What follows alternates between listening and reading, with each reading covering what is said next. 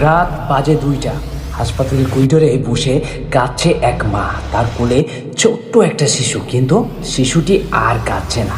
ঢাকার একটা ছোট্ট এলাকায় থাকে রাফি, 7 বছরের এক চঞ্চল শিশু। হঠাৎ একদিন তার জ্বর এলো। প্রথমে বেশি জ্বর, তারপর কাশি, নাক দিয়ে পানি পড়া, চোখ লাল হয়ে যাওয়া, আর 2 থেকে 3 দিন পর শরীরে লাল লাল দাগ ছড়িয়ে পড়লো। মুখের ভিতর ছোট সাদা দাগও দেখা গেল, কিন্তু রাফির মা তখনও বুঝতে পারেনি এটা হাম।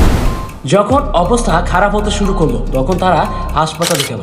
ডাক্তার দেখে শুনে বলল এটা হাম এবং অবস্থা খুব জটিল হয়ে গেছে।